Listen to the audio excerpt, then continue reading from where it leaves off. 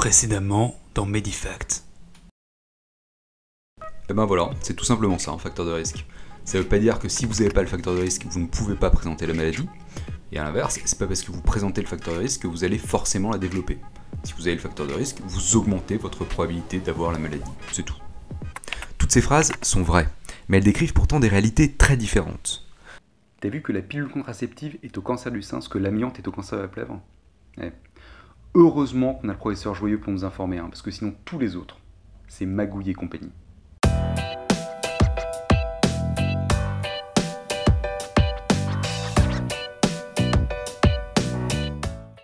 Facteur de risque, c'est un truc qui augmente la probabilité d'avoir une maladie par rapport à si on n'a pas ce truc.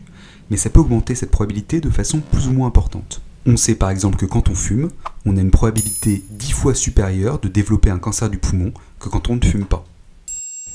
Le rapport de la probabilité de développer une maladie quand on a un facteur de risque par rapport à cette même probabilité de développer la maladie quand on ne l'a pas s'appelle le risque relatif. Quand la probabilité de développer une maladie quand on a le facteur de risque est 10 fois supérieure à cette même probabilité de développer la maladie quand on ne l'a pas, alors le risque relatif est de 10. De la même façon, quand la probabilité de développer la maladie est 6 fois supérieure quand on a le facteur de risque, alors le risque relatif est de 6.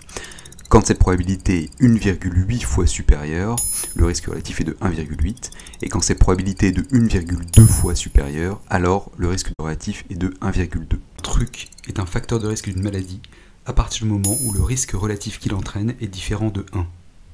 De la même façon, on sait que le risque relatif de cancer de la plèvre lié à l'amiante est de 6, celui de cancer du poumon lié à l'amiante de 1,8, celui de cancer du sein lié à la pilule contraceptive de 1,2, tout comme celui de cancer du côlon lié à la consommation excessive de viande.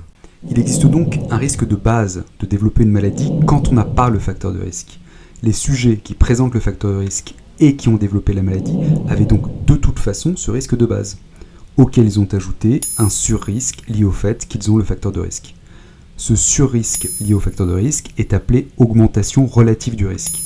Elle est calculée tout simplement en soustrayant 1 au risque relatif. Le 1 représentant le risque de base de la population qui n'a pas le facteur de risque. C'est-à-dire qu'un risque relatif de 1,2 augmente le risque de 20%, un risque relatif de 1,8 l'augmente de 80%, un risque relatif de 6 l'augmente de 500%, et un risque relatif de 10 l'augmente de 900%. Autrement dit, un truc est un facteur de risque d'une maladie à partir du moment où le risque relatif qu'il entraîne est différent de 1.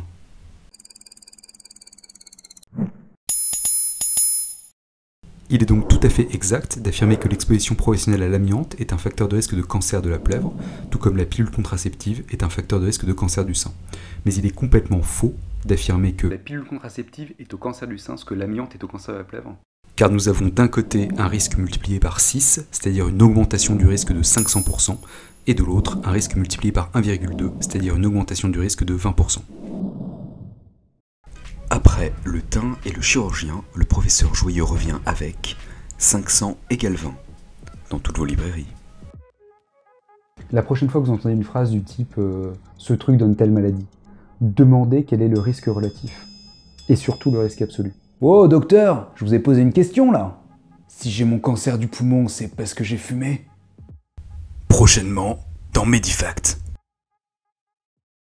En 2012, en France, 42 000 personnes ont chopé un cancer colorectal, principalement à cause de leur consommation de viande. C'est faux.